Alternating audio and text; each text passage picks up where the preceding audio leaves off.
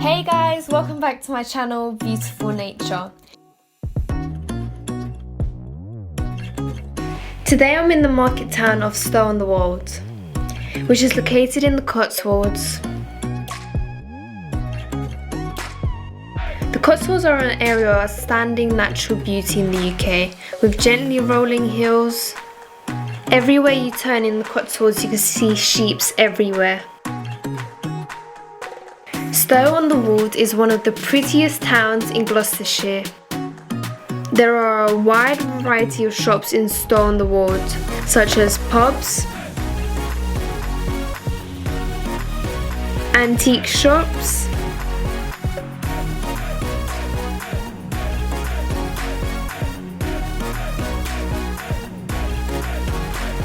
sweet shops, and hotels, ice cream shops,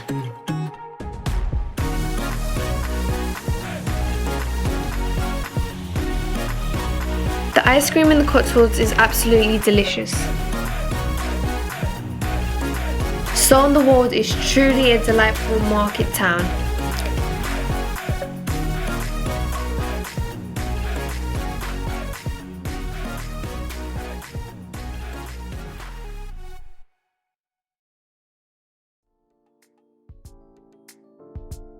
The Porch House pub in Stow-On-The-Wold is claimed to be England's oldest pub as it dates back to 947 AD.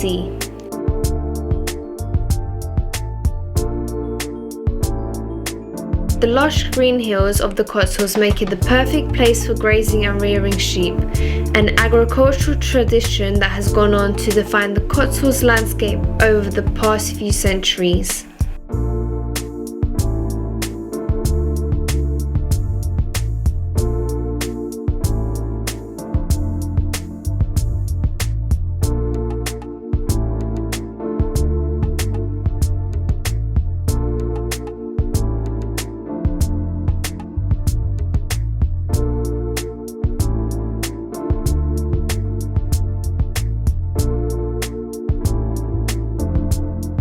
During the Middle Ages, the Cotswolds was one of the wealthiest parts of the country due to the large output of high-quality wool, putting it right at the heart of the thriving medieval wool trade in England. After the Norman conquest in 1066, England largely became a nation of sheep farmers, and English wool was considered to be the finest weavers on the continent as the best in Europe. The wool produced therefore became a symbol of national prosperity and was soon considered to be the jewel in this realm. Wool merchants would travel across the Channel from distances to as far as Florence to buy the very precious textile. According to the 12th century saying, in England the best wool is English, and in England the best wool is Cotswold.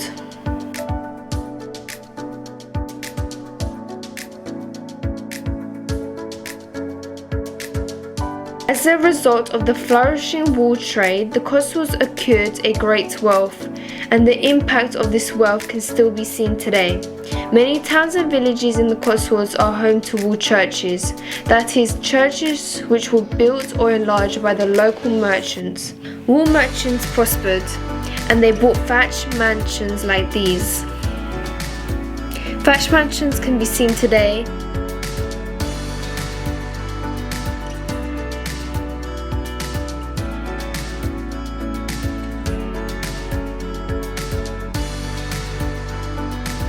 The Cotswolds stretches across 5 English counties: Gloucestershire, Oxfordshire, Warwickshire, Wiltshire, Worcestershire. It means roughly 800 square miles, stretching southwest from near Stratford-upon-Avon to just south of the city of Bath.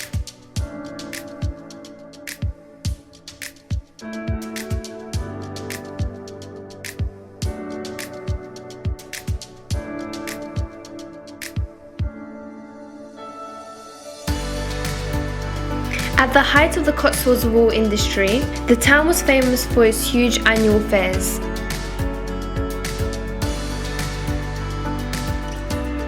where as many as 20,000 sheep were sold at one time. In the historic market, the cross stood tall and reminded all Christian merchants to trade fairly under the sight of God.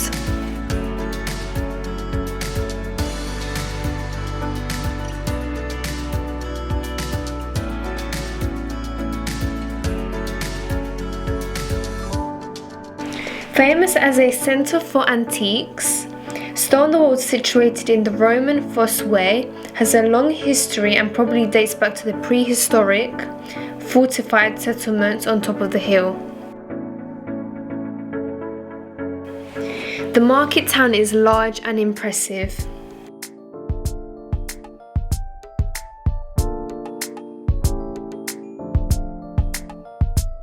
It gives the feeling that it's being the focus of the town life over many centuries.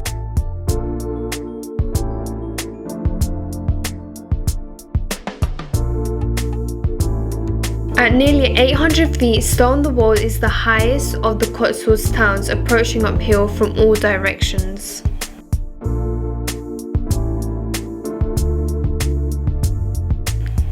Markets have regularly taken place in Stow since 1107, when King Henry II granted a charter.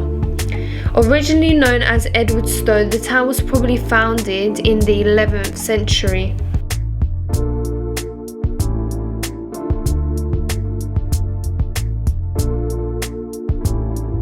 Another reminder of Stow's past is the little alleyways in the market square. These were intentionally built narrow and winding in order to count every single sheep that went through into the market.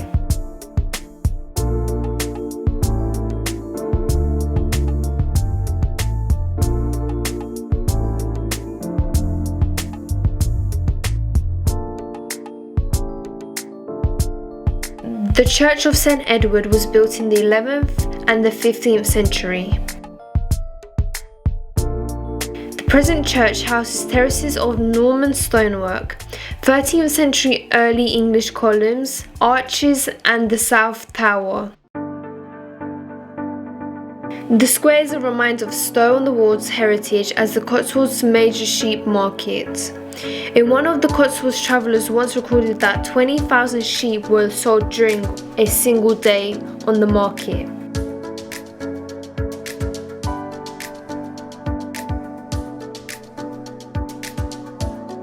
Now, after lockdown in the UK, the streets are filled with tourists from all over the country, trying to embrace the Cotswolds.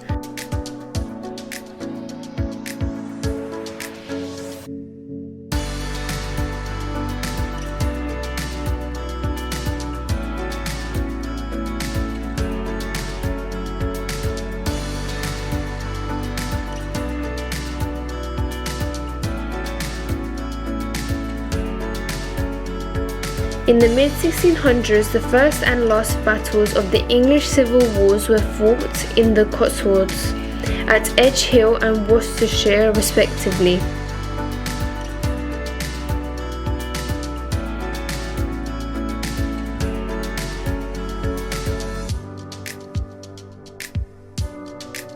Cotswolds buildings are typically made from using honey-coloured limestone. Their brown colour varies across depending on the iron core content in each local quarry. This soft, natural colour creates harmonious towns and villages and helps the buildings nestle into the landscape.